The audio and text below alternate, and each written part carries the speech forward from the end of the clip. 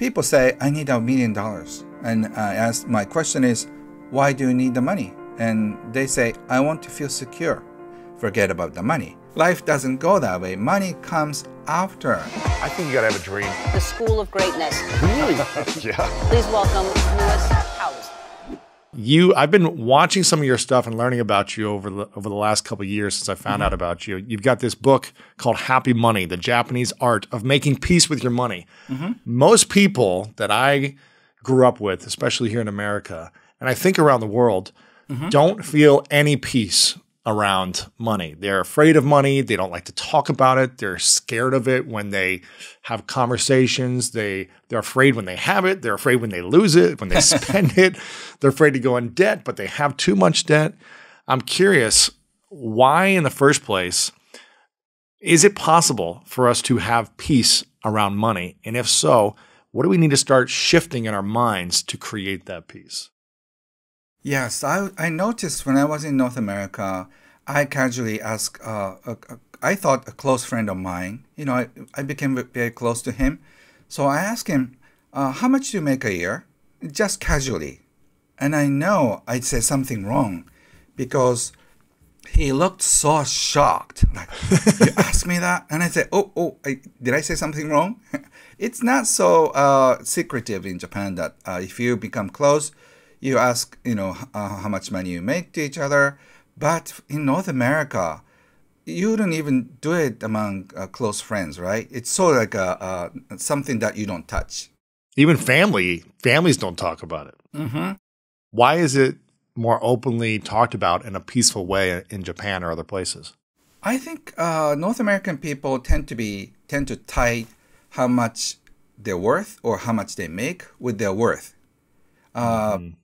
Their self-worth. Yes, Yeah. Self-worth. We have different value system, like how many friends you have, or you're married or not, do you like your job? So say there are certain points, right? So money is one of them, but not the major part of it. But in North America, I think it's a cultural thing, and I'm not blaming it for, but I think people think how much they make, how much they're worth is it. You may be good looking, but if you don't make much, like you're nothing. But if you make a lot of money, and even if you're a terrible person, you get to be respected. So I think it's a cultural thing, and it seems to bring a lot of shame and pride from money, which I don't see it in other cultures. So I think it's very unique to American culture. Interesting. What would you say is the secret then to creating abundance financially in your life when most people struggle or fail to do that? Yeah. So I've been talking about this over the past 20 years. And there are so many aspects of abundance.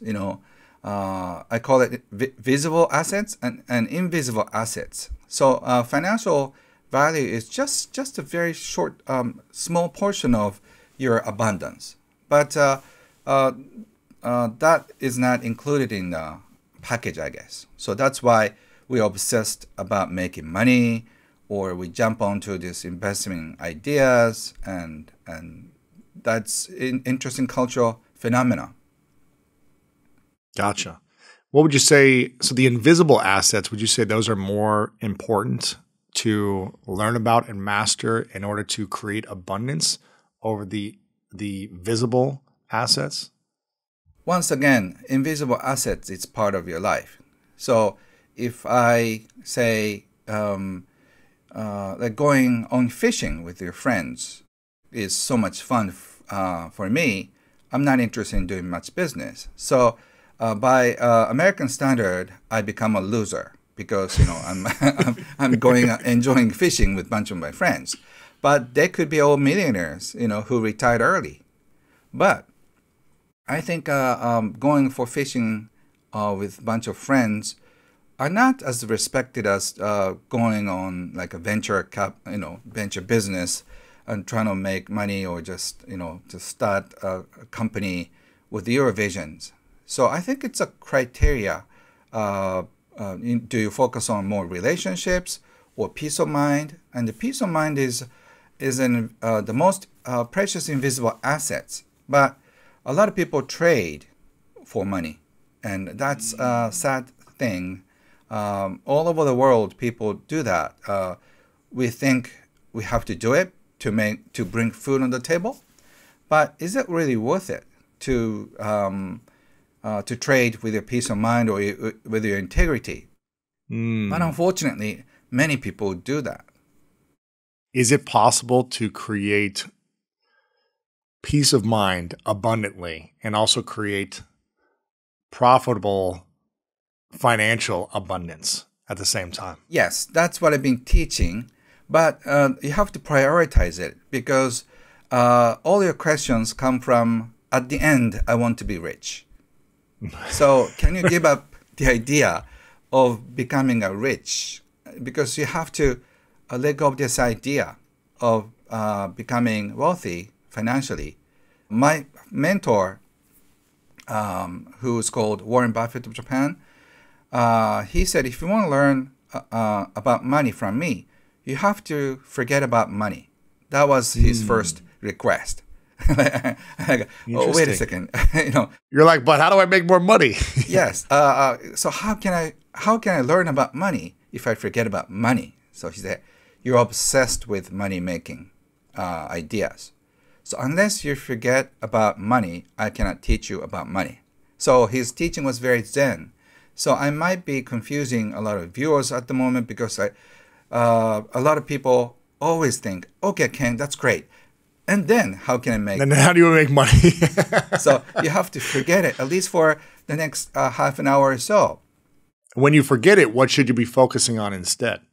What is the most important thing in your life? And that could be your family. That could be your hobbies. That could be certain causes. And if that's more important than money, you should go for it. And I can teach many ways to invite money in after you find what you do. But there are only two kinds of life on this planet. Kind of like that you follow your heart, do what you enjoy. The other one is the life that you cannot enjoy. So a lot of people choose the path that you cannot enjoy as long as they can make money. And then they think, okay, if I make enough money, I can retire and start doing what I want to do. But it doesn't happen that way. You'll be lucky if you can make a lot of money and then retire. But because you lose a lot of motivation, you lose a lot of energy if you go take a path of making money. And then you cannot make money. And even if you're lucky and you made it, you don't know how to look for happiness because you sacrifice all the happiness and your peace of mind for money. How can you change the attitude? It's very difficult because all you think is it's just a simple thing, efficiency. How can I cut cost? How can I increase my wealth? But think about it this way. If you just make a lot of money outside, but if you come home, do you always talk about cutting cost? Don't waste your time with your kids. Because all the fun time with kids are wasteful, Just pull out all the tissue papers, that's a lot of waste. Making a pizza with your kids, it takes 3 hours or 4 hours. If you're a business owner, hire somebody to do it for you. Right. Order from delivery and it's going to taste better. Yes. Or like cooking something with a family takes 3 or 4 years, and making terrible pastas. They don't look good, they don't taste good, but it's fun. So, but oftentimes we tend to think like, well, we should hire somebody. We should outsource it. But how much do you want to outsource? Because you're losing all the fun. So that is my point. So we should be forgetting about money initially for a moment and thinking about what are the things we enjoy doing the most? What are the things that bring us the most fulfillment, the most peace of mind, the things that bring us alive? And just getting back to that place as opposed to first obsessing over money first. Remove the obsession and focus on the enjoyment. What happens when we come from a place of enjoyment in life? Does money start to flow more effortlessly when we're being that way? It depends. Because if you're doing a volunteer work, money may not follow. So one of my national bestsellers is do what you love and make sure money follows you. That means there are so many starving artists. They do what they love, but that doesn't necessarily mean that they can make money. Right. So you have to make sure it's two different things. But I think if you do what you love, definitely you'll become happier and less stressed, and you'll be more attractive as a person. And that person has a better chance of making money if they choose to. But just once again, forget about the money part, because making money is just, I'd say, one of 14 fields in life. Your self-image, or your sense of contribution, connectedness, sense of being connected with nature is often forgotten in the Western world. So there are many fields of happiness. So if you focus only one or two, business and money, you cannot see all the other 12, for example. And what happens if we don't do the other 12 in our life? Are we missing out on something, or is it? I think you just become a very boring business machine. Got it. Yeah, you just talk about money or business all the time. And then I have a few friends like that. Yeah, he's fun as long as we talk about business. But if he is, if the topic goes onto art, music, or like life, he doesn't. He suddenly becomes quiet because he has nothing. He has no art. He has no music. He has no girlfriend. So no food. He doesn't. He only eats just quick burgers and energy bars. Just to have enough energy to go make more money. Yeah. So I want to say there are so many different fields than money, but we think that making money is the most important. And it's so sad because we are exchanging our life force energy with salary. So it's almost like we're cutting piece of our body parts. And if we do that, that's illegal. But if we just cut out a piece of our life, which is time, somehow it's okay. Why do you think people are so bad at attracting things they want in general? Maybe not even just money, if we're forgetting about that, but if they're wanting to attract a great relationship, great opportunities, great friends. Why do you think in general, humans are bad at attracting what's really healthy and good for them? I think everybody's attracting what he or she wants. So I think the question should be, why do we keep attracting what we don't want? So, because I think everybody's attracting what he or she truly wants.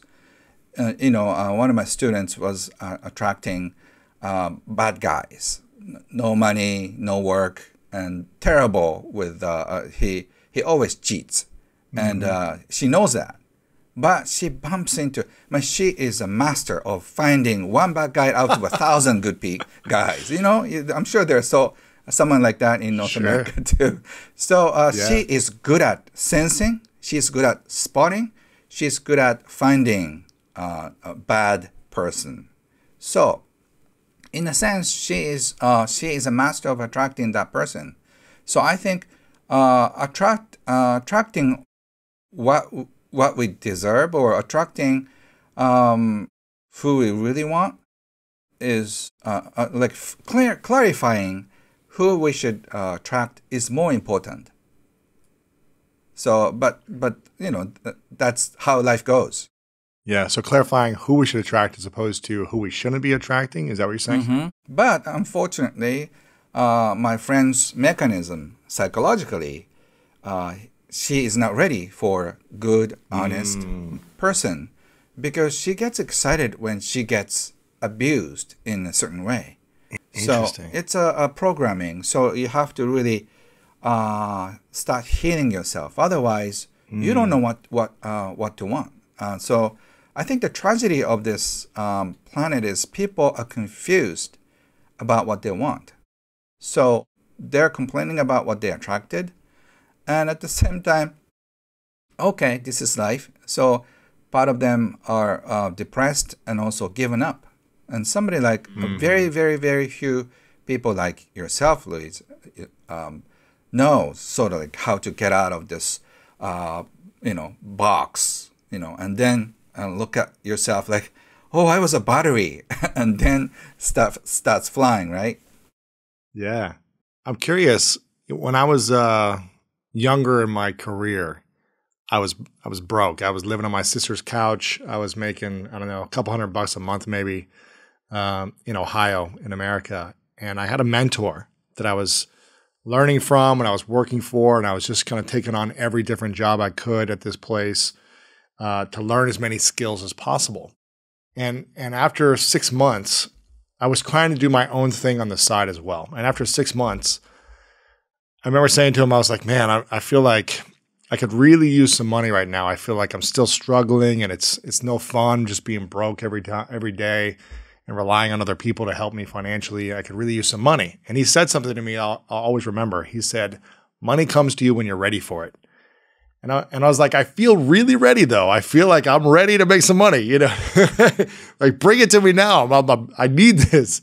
And he said, it'll come to you when you're ready for it. And it started to come maybe a year later. And then it started to really come the next couple of years. And I look back at that always, and I think I wasn't ready at that time. I wanted it. I needed it potentially, but I wasn't ready for it. How do we reprogram our minds to either heal or shift our perspective to be ready for the money, the relationship, the healthier opportunity for us? I think the question should be, what do you need? Why and what do you need the money for? Unless you're clear with what you want to do, I think you will never be ready. I have young people like your young person back then say, Ken, I want to make $1 trillion. I want to be a billionaire. Yeah. Okay, and I say, what are you going to do with the money? And he says, I don't know. And if you don't know, you don't need it. And then people say, I need $1 million. And my question is, why do you need the money? And they say, I want to feel secure. So do you think 1 million would be enough? And she or he would say, oh, 3 million, please. And then life doesn't go that way. Money comes after what you give out to the world. It's just a reward. I'd say, to be precise, it's just one portion of the prize or reward that you've given out so much to the society. So that's why my mentor said, forget about the money. You have to focus on what you want to put out. So if you put out so much, ready or not, money will come. Mm-hmm. Just think about it. If you come up with a great app on iPhone and then release it worldwide, like or not, ready or not, money will come, flood in. So if you find something that will change the way people live, or if you can offer something to the world that people love enough to pay you, there will be money. So if you get stuck with a mind game, you have to really look at the reality. Otherwise, you have to get stuck in this place of, I have low self-image, that's why I cannot make it. It doesn't really matter. You don't need confidence. You don't need a college degree or MBA. All you need is curiosity. What if I become that? What if I have $1 million? What would I do? And if you're so excited about the way to spend your first $1 million, you will find the shortcut to the $1 million. But by the way, the first $1 million you make, you're going to waste your money anyway. So, as you know, Yeah. So, the first million will be spent on something stupid. Somebody takes it. That's sort of like a membership fee. Yeah, the price to admission. Yeah. Wealthy people's club.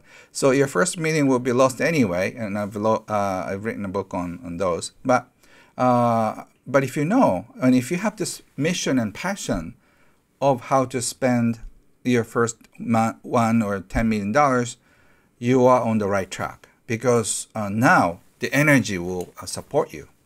I had a friend going back to your point about, how much money do you want? $1 million? Well, actually, I'll take $3 million. I had a friend who sold a company for 9 figures recently, and his equity got diluted over time. So he really only came home with maybe 15 or 18 million, which is still a lot of money, but it was a 9-figure business that he created and launched.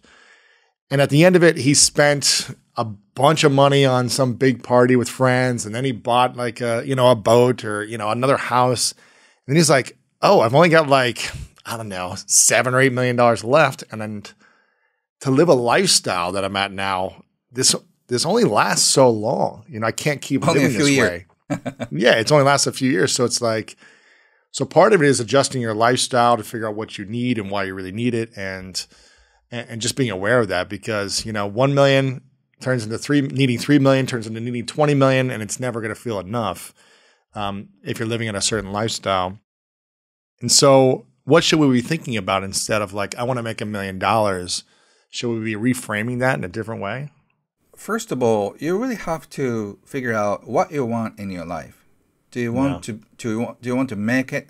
Do you want to be a success socially? But you could end up being a loser personally. So do you want to be a happy person, or do you want to be a wealthy person? You can take both. But the way to happy and wealthy people only has an opening who aim for happiness first. I love this, because most people think once I'm there, then I'll be happy, then I'll respect myself, then I'll get the attention I want. But what I'm hearing you say is the only way to happy and wealthy is through happiness first.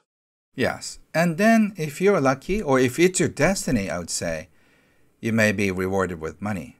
But, there are many lives that necessarily money will follow. But you can still enjoy life and stay very happy. Because if you go after money, you're likely to lose everything. Your peace of mind. And those people who put money first, your clients love that. Just think about 2 florists. By the way, I always carry flowers like this, in front of me.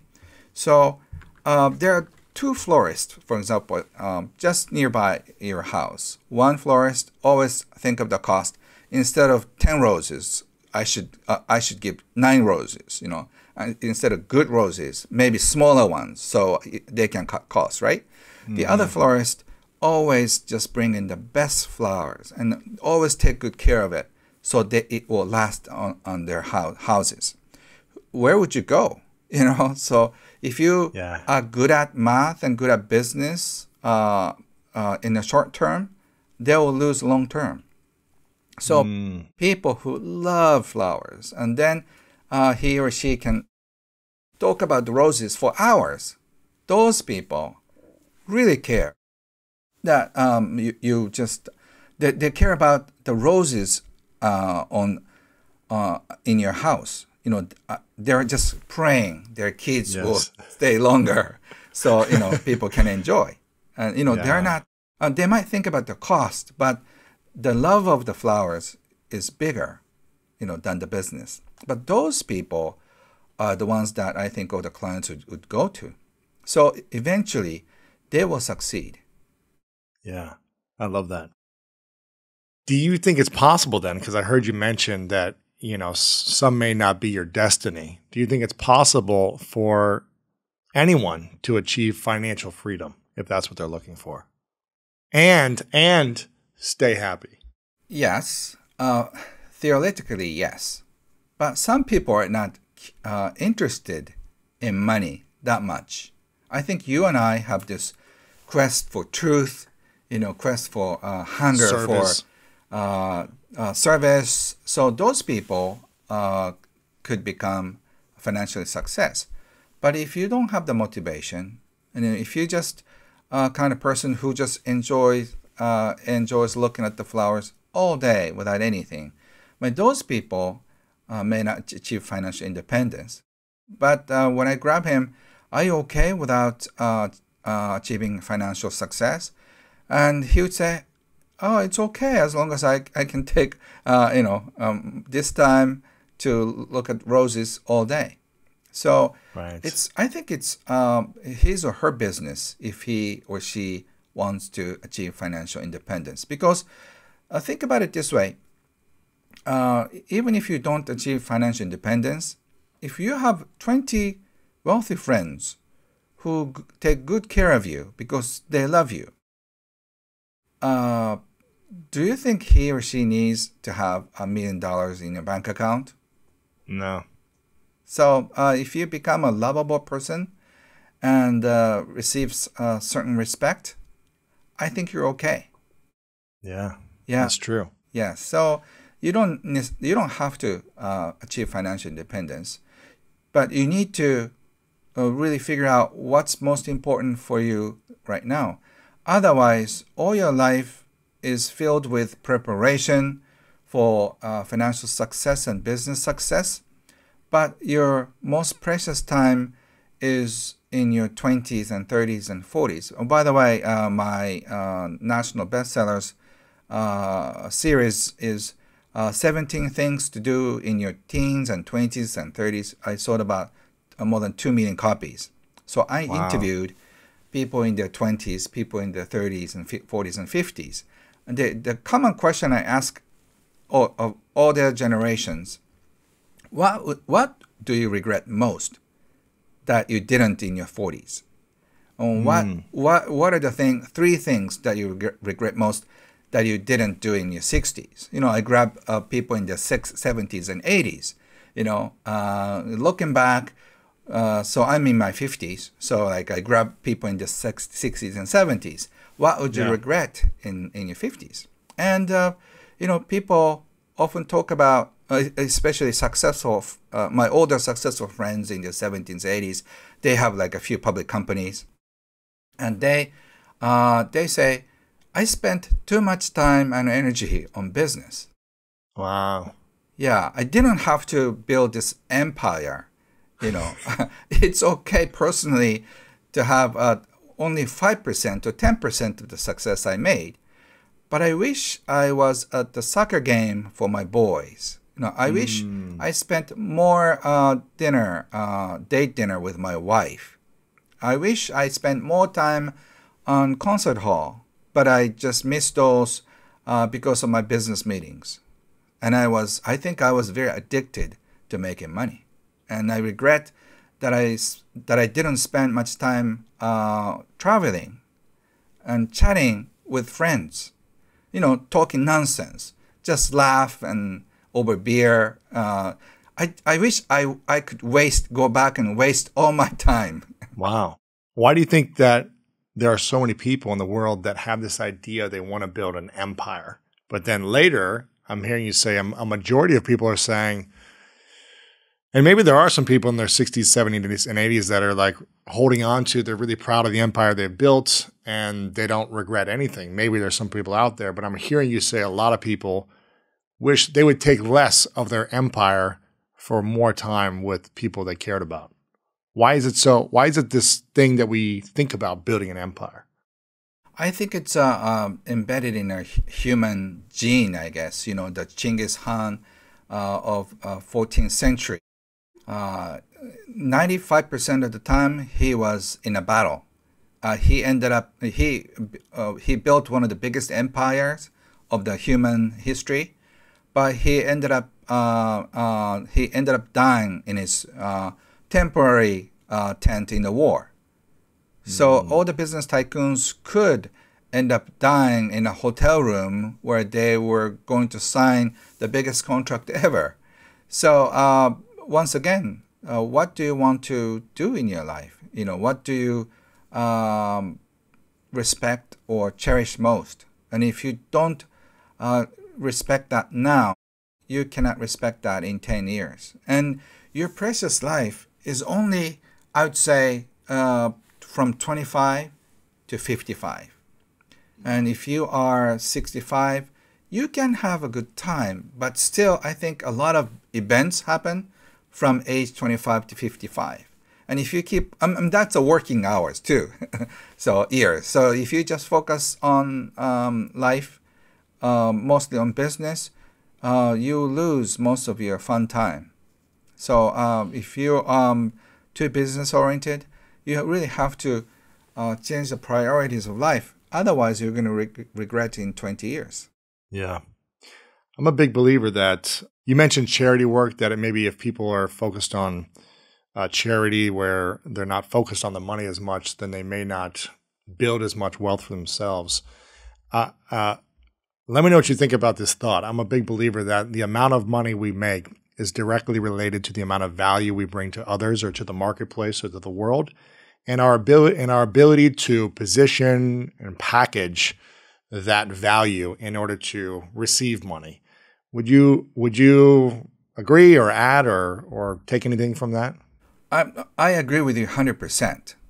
Yeah. So, but that's only as long as you calculate it into financial value. Yeah. You know, there are certain things, like say a kindergarten teacher who spends she spends all his passion into kids in front of him or her, and he or she is adding great value, but only for 5 kids, and they just love it. So I don't want to talk to these guys. Okay, you can leverage this. You can package your knowledge and just outsource it or start selling mass scale. I wouldn't do that, because they are truly enjoying their quality time. Absolutely. So certain thing is not measured by financial numbers, and or elderly homes. You know, if I know a lot of people who work there, it's hard working time. You know, they stay up all night, or like nurses. You know, they're just doing so much, but that doesn't necessarily mean that she gets $2 million a year. So this financial system is went too extreme. That's why I think there could be a big shift happening in the next few years. So it'll be more fair to all the people.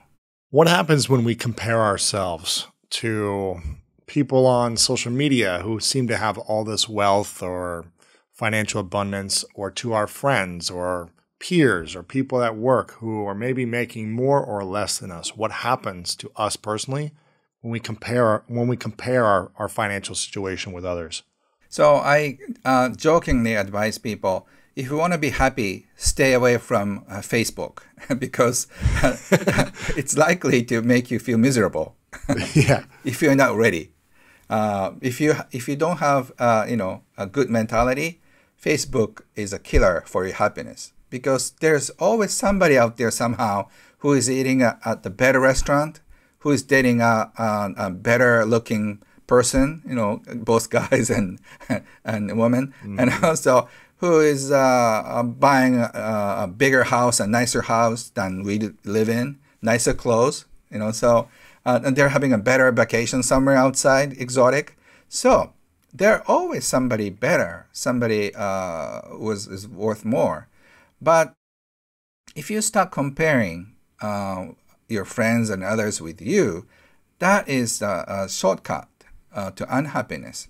So if you use Facebook to congratulate your friends and figure out what's possible for you, I think Facebook is a gem. Because you can see people's houses. I want that. Congratulations for you. Oh, I'm so happy that you find him. If your mentality is like that, I think Facebook is a great place to be. But if you just feel jealous or competitive, I think it's such an exhausting place. And I mentioned this briefly, but I wanted to dive in a little deeper about this, about kind of healing your financial wounds. If we have a wound financially, or we're in debt and we're ashamed of it and we're not able to get out of that debt, how would you say we start the process of healing our financial identity or wounds that hold us back from financial abundance? Luis, thank you. That's a very good question. Oftentimes, money can bring the worst and the best emotions out of you. Negative emotions could be anger, frustration, resentment, and the good, positive Emotions could be like love and happiness. And if you're in debt, money only pulls bad negative emotions such as shame, guilt, frustration. But it's because you look at money, debt, almost like a punishment or curse. But I always advise people who are in debt to turn that view differently. So I would say, like 5 years ago, 10 years ago, you borrowed the money from the bank or friends. That means they trusted you. They trusted your earning ability so you can pay back. So debt is not a curse or burden. It's a trust placed on you. A totally stranger bank, they figured out you'd be able to pay back. Isn't that great news? Yeah. Yeah. If you cannot trust that, I don't know if I can pay back, they did. So that means they have a better trust than you. So you can thank them for trusting you.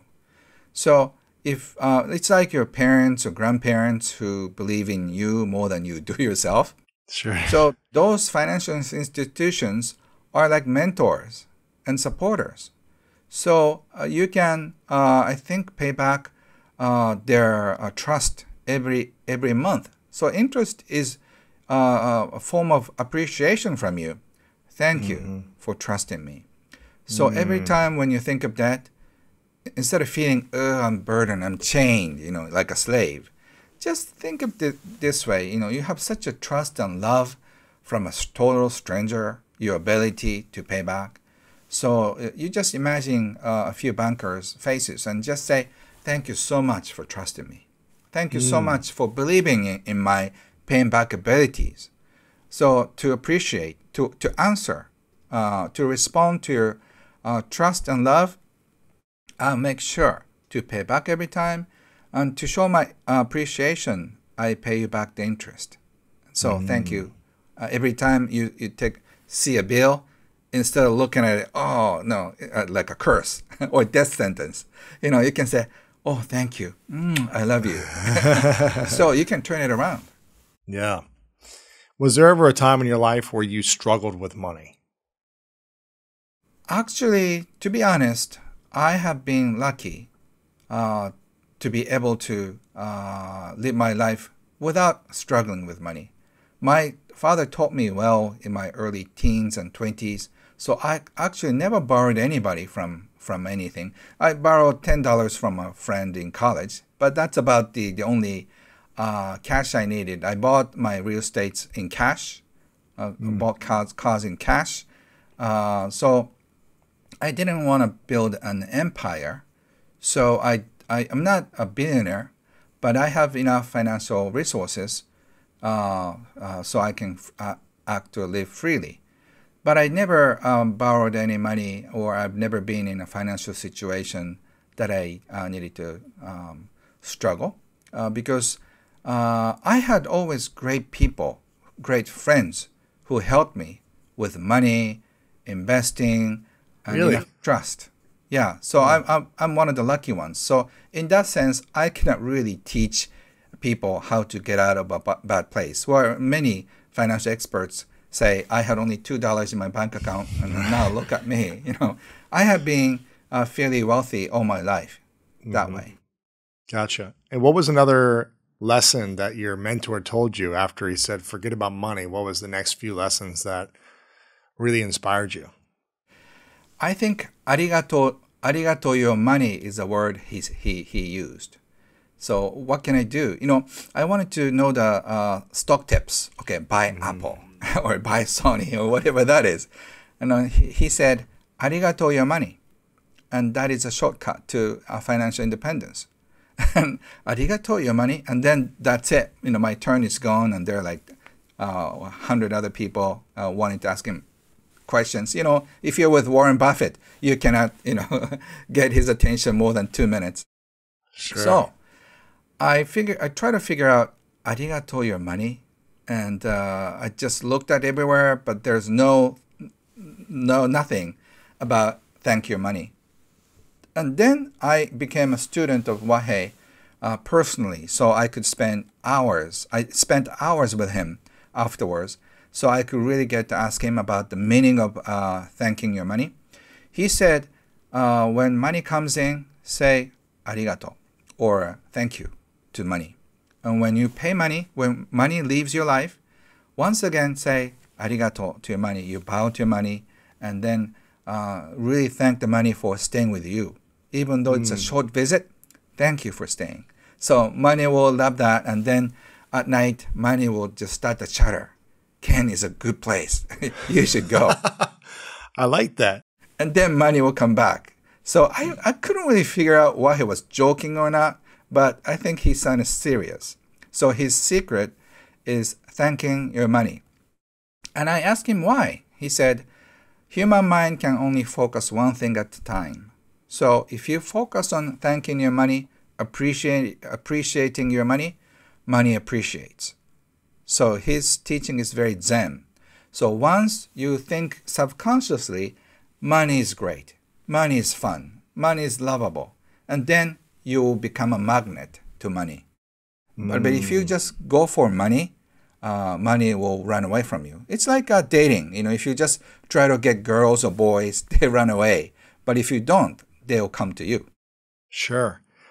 I love this approach, and this is something I've been doing for years, actually. I can't remember if I learned this somewhere or if I just saw someone talking about this. When I see payments come through in my email or my bank or wherever they come through, I say thank you. I say thank you every time, whether it's $1 or, a big check. I'm like, thank you. I really appreciate it. I don't say thank you when I'm paying something. Why? And I want to try this because I think it's an interesting approach. Why should we also say thank you when we're sending out money to others? Because if you get a bill, that means somebody did something for you. For example, if it's an electricity bill, because of the electricity company, I can use the internet. I can use the lighting and microphone and computer. And it's not only one-man job. There's this service person, there's this people who are at the power plants, and also there's somebody who just brought oil to Japan from Middle East. And there are, thousands of people working for the electricity, and they make sure that it's in my house installed properly. So there are millions of reasons to appreciate the electricity.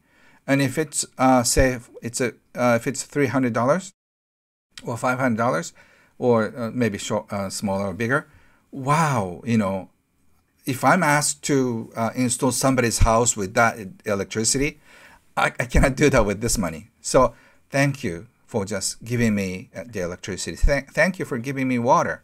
Thank you for serving me good meal at the restaurant. Thank you for giving me a ride like Uber. So you can thank the person who gave you the service and product. So the reason you have to pay, you're getting something in exchange. And usually takes more than one or two or could be 100 people's work. And then you ask the money, thank them too. So that means the money you give to the electricity company will be paid to all the people. Wow. So it's like a magic wand. Even if it's $100, this magic wand will start saying, thank you, guys. So, it'll just thank. It's like a domino effect of thank you. So it's not just thanking your money, thanking the people who are connected with me. So we are all living on this planet together. So if we have this feeling, everybody's feeling this way, we all connected. We all connected with people in the Middle East. We all connected with the people in Russia, Africa, China, US. Like it or not, we are all connected. So do we hate each other or do we appreciate one another? So if we start doing more, there will be no exploitation of any kind. That's the economy I want to see in the coming years. Yeah. It's such a simple philosophy and practice that I think if we can all start to do it a little more with money and with everything, the people that we see, our friends, thanking them when they're coming, thanking them when they're leaving, for their time, their attention, My girlfriend does this with our meals every time we eat together. She puts a lot of time and attention thanking the people that just made this, the people that delivered the food to the restaurant, the people who harvested the food, and all the people. And it's not something I did until about a year ago with food. And it's something that I've noticed my digestive system relaxing, like me just taking in the moment and feeling a better sense of joy and happiness while eating food, as opposed to just eating protein bars to get to the next thing. But really appreciating it. And I think when we appreciate things, which I'm hearing you say, when you appreciate money, when it comes, when it goes, when you appreciate food, when you appreciate your home, your family, your friends, those things will appreciate in value and they'll want to come to you more. Is that what I'm hearing you say? Yes, exactly. And Louis, you know what I've been talking about, and you've been practicing it without knowing maybe, but I think you've been doing it as a natural person. There are certain things like a natural business person, natural artist. So you're one of the natural people who just appreciate things. That's why you're successful and people love you. And so if you want to be like, if the viewers want to be like Louis, you have to learn what he's doing. So it's not just small habits, but I think the attitude toward life. And somehow there are the only two kinds. One kind is people who keep appreciating. The other one keep complaining about it. So if you just, it could be something very small, but after 20 years, your life will be very different. So I hope everybody will appreciate one another a little bit more from yesterday.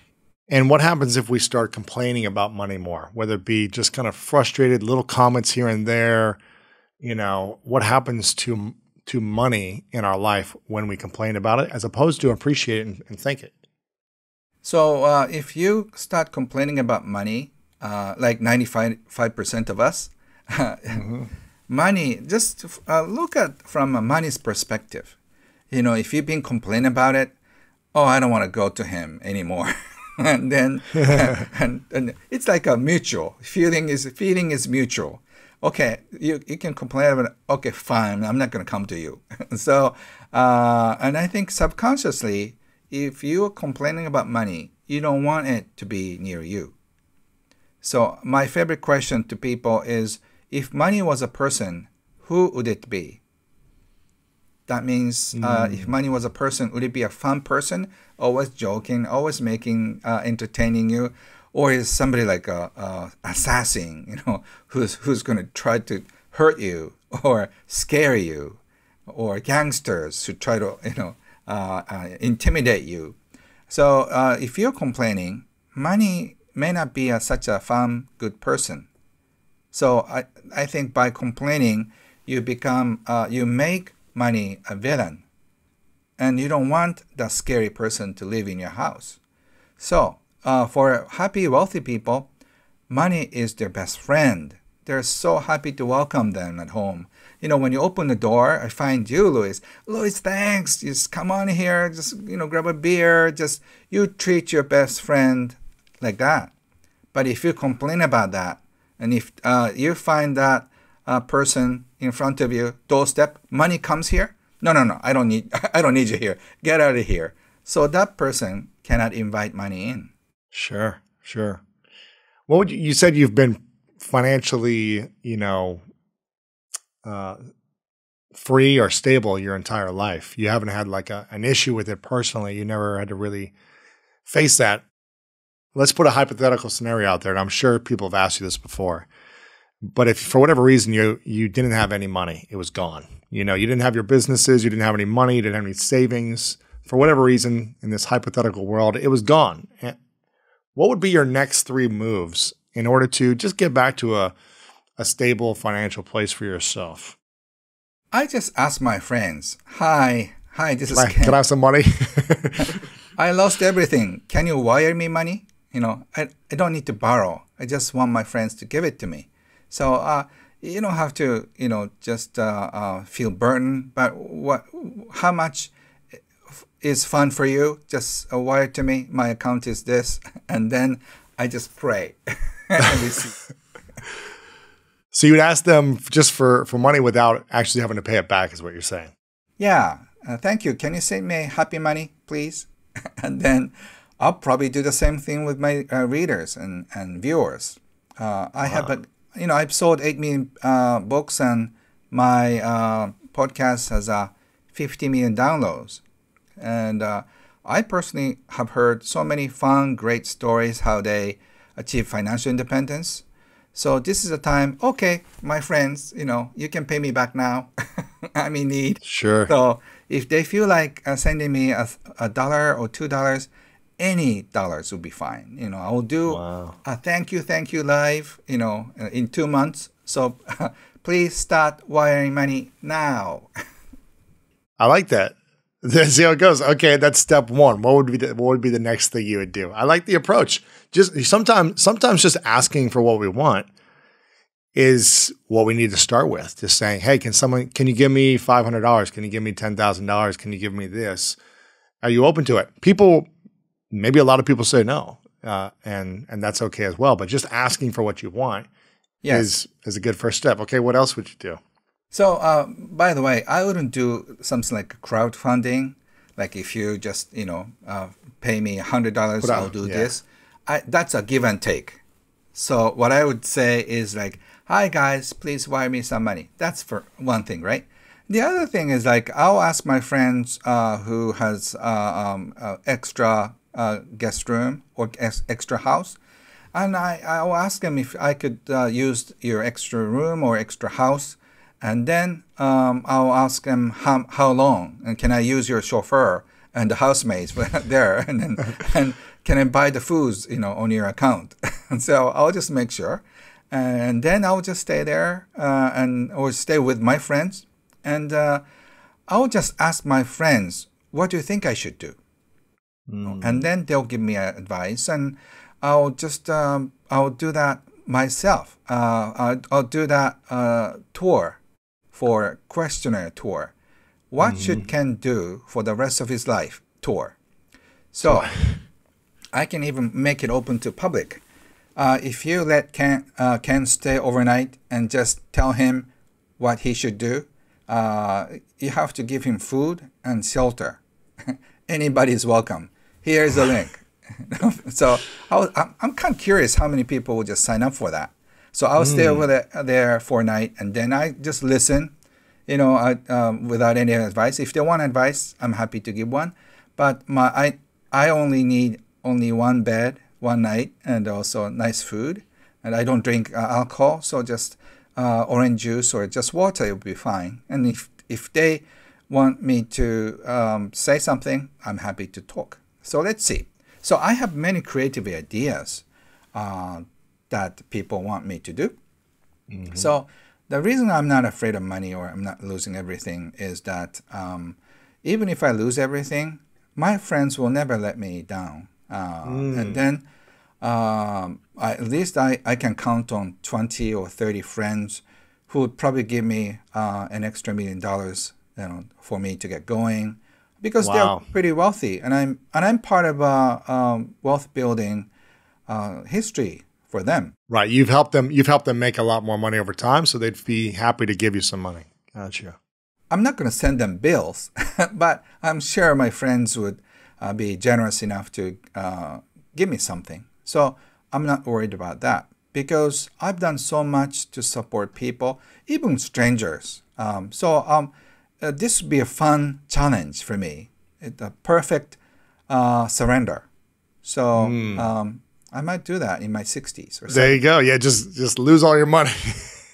Yeah. So my inspiration is actually an American person, Buckminster Fuller, who's a great person. And what he did in his ending days was he donated all the money he had on the eve of the year. So he started with zero. Every year? Yes, that's what I heard. Wow. So every year he donated, he gave away all the money he made and then start his next year with zero. And I'm very enticed into his lifestyle. I cannot do that now yet, but I may be able to do that in my 70s and 80s. I'm curious, did he make more money every year starting from zero? I don't know, but I think he didn't really care. I would bet that if, let's say in 5 or 10 years, that you're like, you know what, I'm going to donate all my money or do something with it and not have any. I bet in 1 year, you would earn more back than all the years combined with that experiment of, I have nothing, or you wouldn't need to earn that much. And you would just be like, people would keep giving you money to pay your bills and support you, and you'd be happy. And that's all you need. Mm-hmm. But I bet you could go around and ask 30 rich friends and say, hey, can you give me $500,000 each? And they'd probably do it. Yeah, so it's not fun. So I wouldn't do it. So I'll just go into this total surrender and ask for help and ask strangers to let me stay. And I can write another international bestseller too. There you go. And you could generate revenue by creating that story. I like that. Yeah, so. Have you seen any situation with all the people you've helped and inspired and spoken with over the years, have you seen any situation where money buys happiness?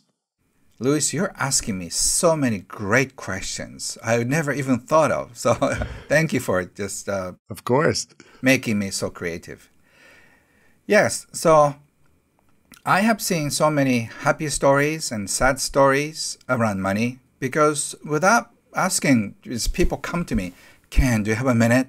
You know, amazing thing happened to me. So I have all the weird and strange stories that people would not believe it. So maybe I'll come up with 50 amazing stories, you know, like my mentor, Jack Canfield Chicken Soup series, you know. Mm-hmm. He's great. Money stories are so fascinating. So a lot of happy money stories. So one time, for example, who was my student who lost everything, and then she found out that she had cancer. She got fired, and then her husband was cheating on her, and then he left. So she doesn't have a home, she doesn't have health, she doesn't have money. So she stayed with her best friend for a while, and then I just give my seminar for free. Like 10% of the seats are free. So I give it to financially challenged people now. So I think she was one of the paid forward seats, and then she really got inspired, and so she said, within a year, I'll manifest like a jewelry designing. I'll manifest a jewelry designer job, and also I'll find financial independence. Now find my partner, better one than the last one, in a year. And I said, a year? Maybe 3 years, you know. She said, no, a year. And after about that, she came back again, and then she said, you know, Ken, what happened? She was proposed by a owner of the jewelry store. And then he has some money, you know, he's dealing with jewelry.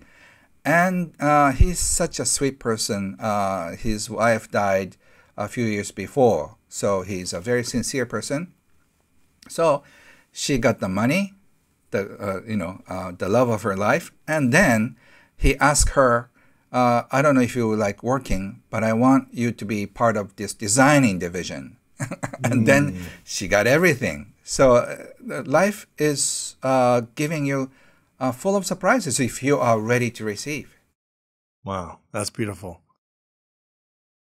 I'm curious about morning routine of millionaires and those that create financial abundance, what they do in their morning routine to help them attract more abundance. And I have a feeling that you're going to talk a lot about doing the things you enjoy that bring you more happiness and fulfillment in the morning so that you can be energetically a magnet for more opportunities during the day. But what would you say are some of the habits of happy millionaires, where they're happy, healthy, living a rich, full life, but they're also able to create financial abundance?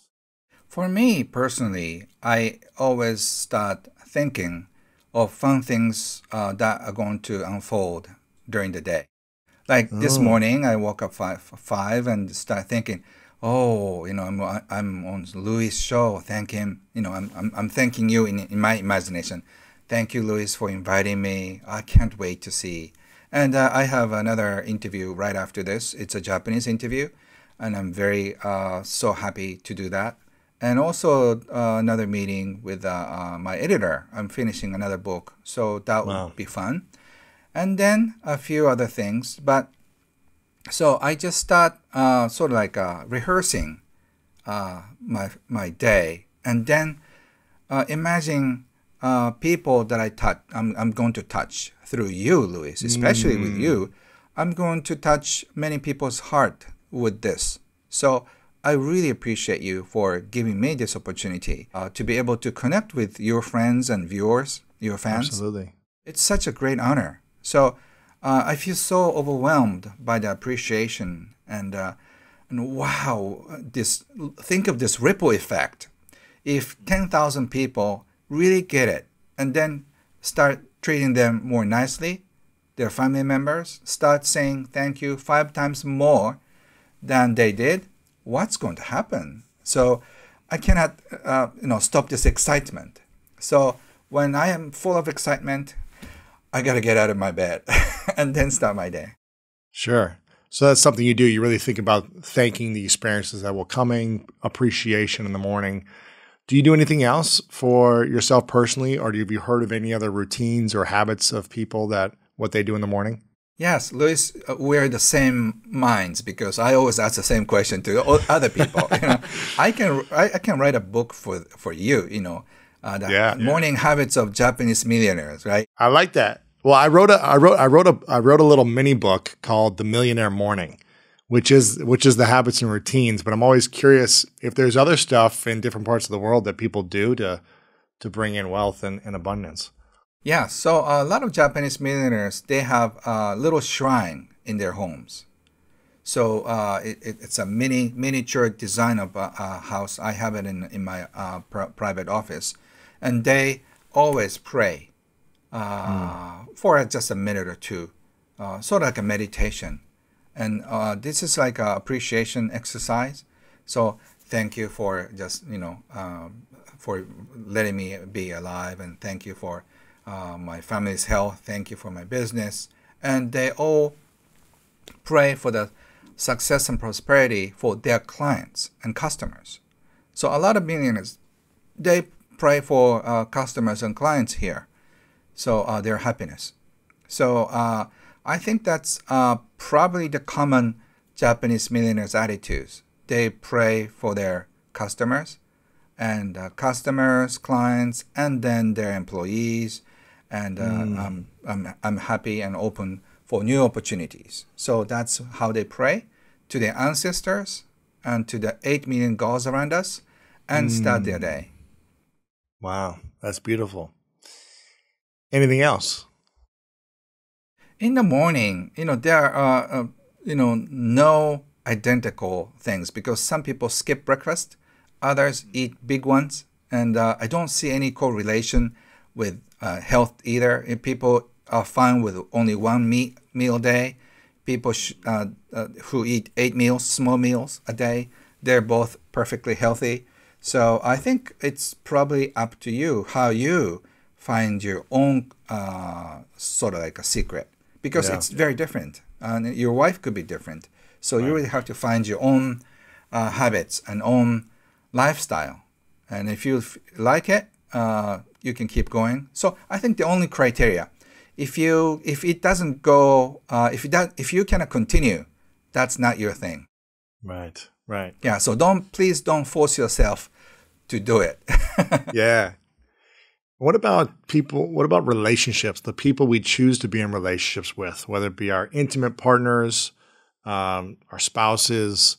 How important is it for us to be in the right intimate relationships in our life in order to energetically also bring in wealth? I think partnership is one of the most important ones, because if you say you have 100 energy and if she or he has 100 energy, if it's multiplied, it becomes 10,000. But if it's minus, 100 minus 100 is 0. And even if you're 100, if he or she is minus 100, you become minus 10,000. Wow. So I think it's the same with your team. You really have to find a trustworthy person who can multiply with you. So I'm very picky about who to pick. Very sincere, trustworthy person. So I can just have my secretary manage all my assets, and then I'm okay. I trust her with all my life, and all my people who are working with me have been working more than 10 years. Wow. So I trust them with my life. I hope they trust me with their life. So I think we have this very strong, deep bond. So if that happens, I think miracles keep happening. That's how I do business here. That's beautiful. Do you think it's easier to build financial abundance when you're in a beautiful, flourishing, intimate relationship, or when you're single and alone? So I don't want to sound judgmental. It's almost like a trip. Some trip, it's more fun to be alone. Yeah. But if you just bring your friends, like 4 or 5, that's fun. And if you bring your mate, husband and a wife or girlfriend and boyfriend, that's a different kind of fun. So if life is a trip, do you want to go solo, or do you want to do with a couple, or do you want to go with a group?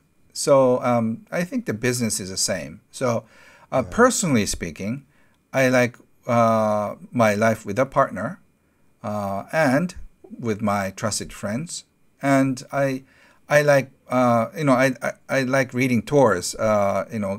Trip with Ken Honda is a very popular one.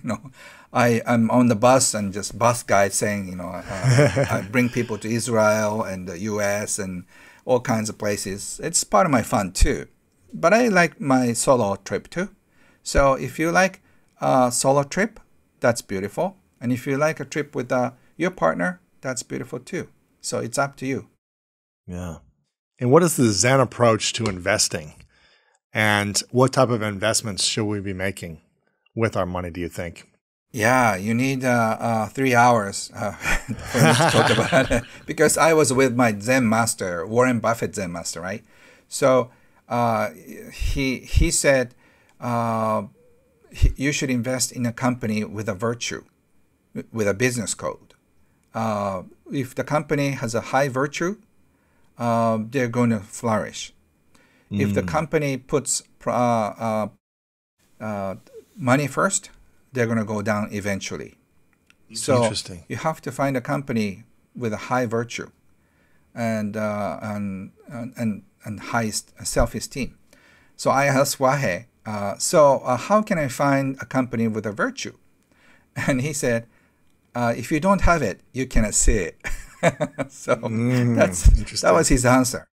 So find a company that has a great business code and motive, and that company will flourish. But that depends on the management team and the creator of the company. And if that person dies or gets sick, the company kind of goes down. So you really have to see that. That's what Wahe said. But just one tip about investing. These days, just regular people started asking me questions about investing. And I think it's a bad sign. Remember a shoeshine boy asked a wealthy businessman, what stock should I buy? And then he went back to his office and sold everything. That happened in 1929. And then the similar things I hear now. Very young people in the high school age, they ask me, Ken, how can I start investing? And I think it's a bad sign. So I think Why is it a bad sign? Because I feel this we are approaching to the end of the capitalism system we've been developing, at least for the past 70 years after the Second World War, and it's quickly changing. So I'm not going to comment on what's going on right now, but at the rate of it's going, I think we're going to experience something big fairly soon. So Really? I cannot advise. I mean, that's my personal speaking. I can advise inexperienced investors to come in now, because they become usually the victim of the high overvalued price of stocks, and the same thing goes with Bitcoins. So, I cannot advise that all the things that may worked for the past 2 years, or May not 5 work. years, Yeah. or 40 years may not work from now. That is Right. something that you really have to watch out, because all the people in North America, they've only experienced good times. There was some bad time, but in Japan, we've been struggling after the bubble burst 30 years ago. So we have a better experience of what could happen next. And I think China is going to experience that, and so will be the world. So I think we have to be ready for the potential crisis. Let's say someone has an extra $1 million in the bank. Or let's say you had an extra $1 million personally. How would you distribute that into an investment? Would you keep some of it? Would you invest it back into your business and hiring people? Would you invest some in stocks or real estate or cryptocurrency? What would be your philosophy of how you want to invest that to appreciate? I did a seminar with a few thousand people a year ago and then a few months ago. But this is a tricky subject, because if people watch this a year from now, it could be a different Be story. different. Yeah. Of Yeah, course. so I don't want to comment on the detailed ones, but I think what anybody can do is invest in your friends. Take your friends out for dinner, and then become closer, or just give something to your clients and the customers. So I think it's a better investment than investing in Bitcoins and gold and all the other things. Because if the next financial crisis happens and then you lose everything, as we said, go back to your clients and then ask them to start business again. And if you have done some good favor, say, give $100 worth of something to 10,000 people, that's $1 million. But they remember you. So there's a better chance of getting your business back in the next age. Actually, that's Right. what I did 20 years ago. I had an extra $1 million. I wanted to try it out, this fun experience. I already heard of this, what you give will come back to you, and I didn't buy that. So, okay, I'll just test it. So I printed my booklets for about 3,000. I started with 3,000. I ended up giving 2.3 million copies of my free booklets. That cost me about $3 million US. Wow. But anyway, so by the time I gave away my booklets for about 100,000 copies, which cost me about 100,000 US, a publisher called me and they want me to write a book. And I did, which the rest is history here. But Wow. so I gave away my first $1 million project, right? And look what happened. I sold more than 8 million copies of my physical books, and all my seminars and all the other services. So the 2.3 millions I gave away came back so many times back. So if you have an extra $1 million, do good for the society. Do good for your clients. They remember you. They trust you.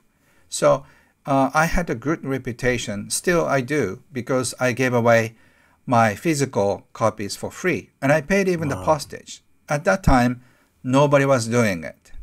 People thought I was crazy. No, it was because I wanted to. I wanted to try this philosophy. Is that really true? What you give will come back, and it wasn't true. It came back 10 times more. So, it's not equal. I love that.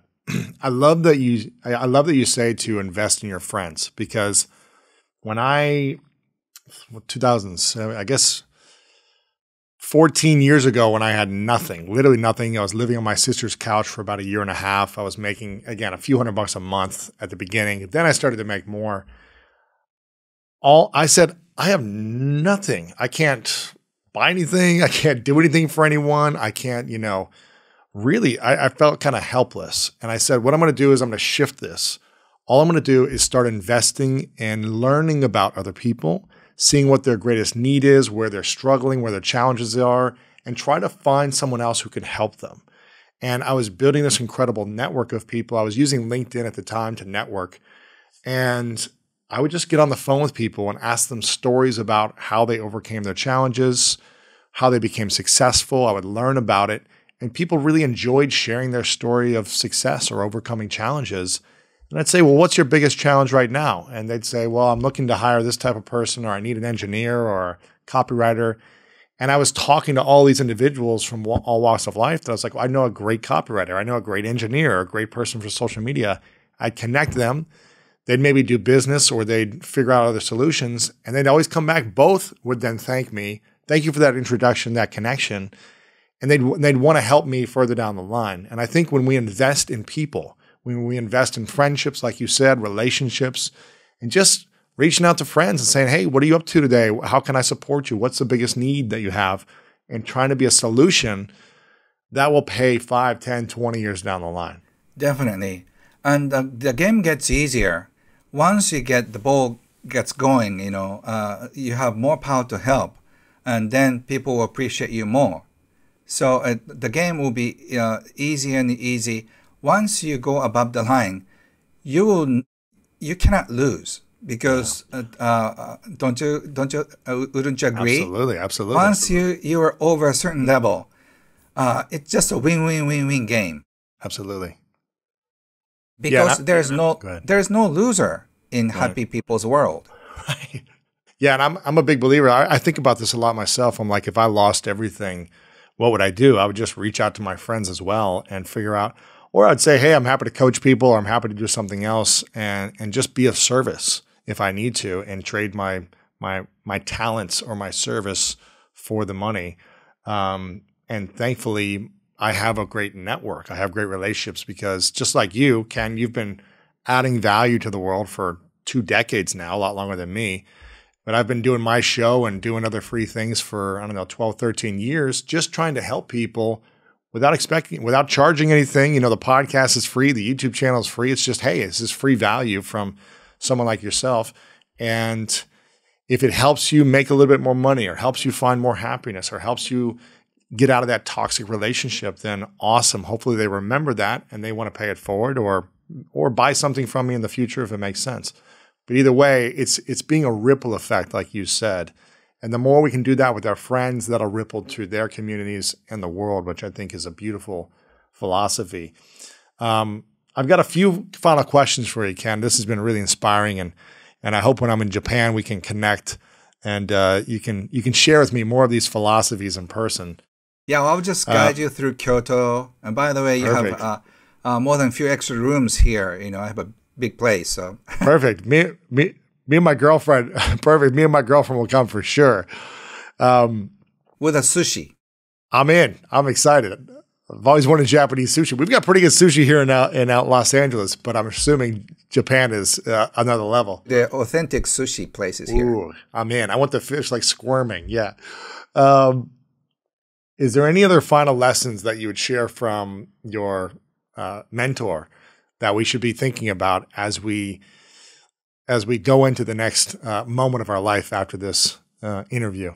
So one thing I learned from my mentor Wahe is that he focused on receiving well, both good and bad, because we tend to want to receive only the good things, And so, like, if we pray, God, please give me good things, not bad things. But good things could be bad things, and bad things could be good things. You never know. The worst thing that happened to you could turn out to be the best thing in your life 5 years later. True. So you have to be a master of receiving it well. So I try not to judge things on the surface. I cannot really judge what's inside from the gift wrap. It might be wrapped well, but I don't know what's inside. So I try not to judge when something comes into my life. I try not to judge if it's good or bad. I receive it well. Wow. You never know, because it could be bad, it could be good. So I let go of my judgment. Is this good? Is this bad? Is this a good decision? Is this a bad decision? I've learned how to trust myself and how to trust my intuition. So even though the things that may not go as I want it, I think if it's my destiny, the door will open. That's my philosophy. So when you feel stuck, don't worry about it. Just, deep, get a few deep breaths and just figure out which door will open for you.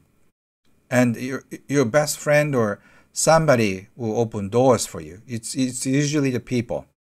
And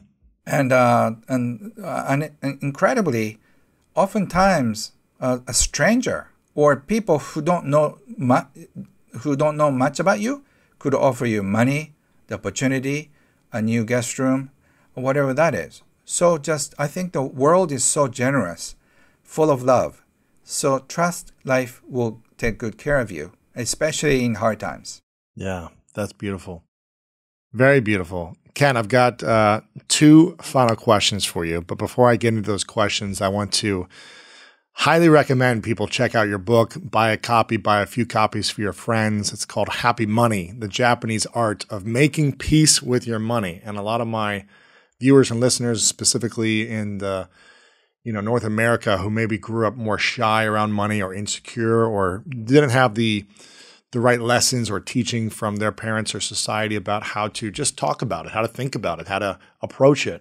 I think it'd be really helpful for so many people to dive into this message and get your book. I know you have many other books as well on this topic, but I think people should start there. If they go to your website, kenhonda.com, they can see all of your information there. They can get the book there. It's obviously on Amazon and everywhere else. And you're all over social media.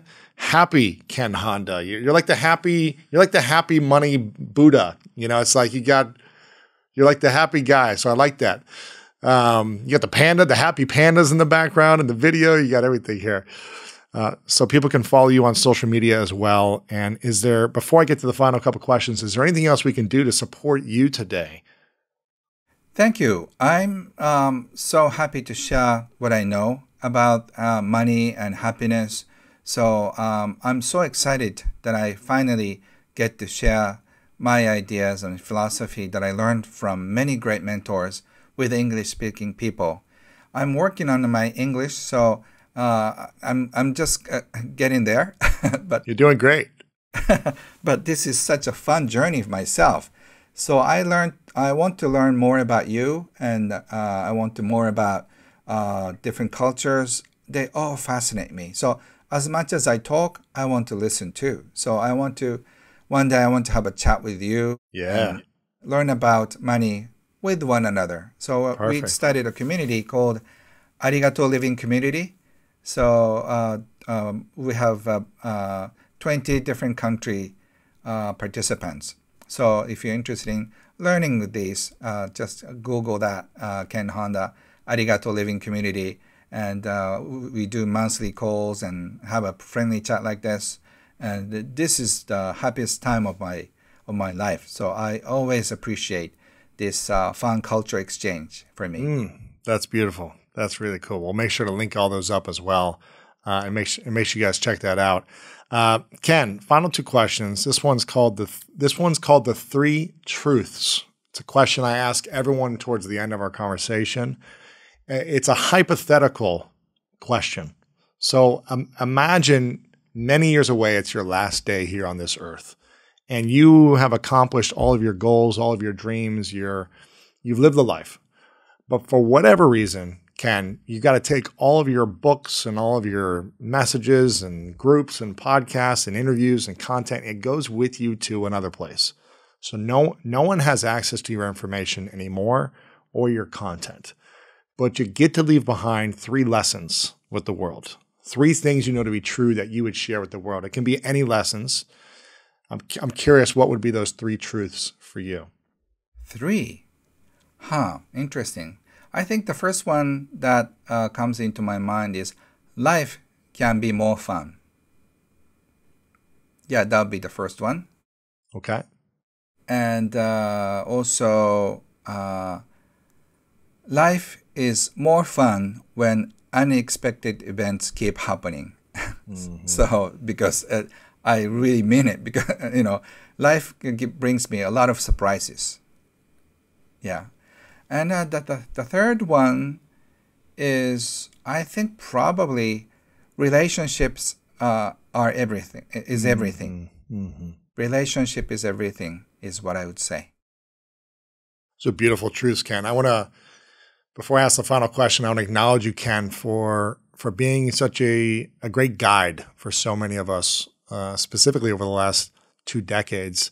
And for all the efforts you're going to continue to do for the rest of your life, for your ability to bring clarity, your ability to bring peace on your stressful topic for a lot of people around money, your ability to simplify things, and your ability to remind people that happiness, joy, love, appreciation, friendships are the most meaningful thing. And those things, when you appreciate them, will bring you other opportunities in your life. So I really acknowledge you for your gift, your creativity, and your talents, my friend. And I'm excited to connect in person, hopefully in Japan someday in the near future. My final question is, what is your definition of greatness? I think the definition of greatness is knowing who you are and stay happy with it. I hope that answers the question. Did I? Perfect. That's perfect. Yes. Ken Honda, thank you so much for being here, my friend. I appreciate it.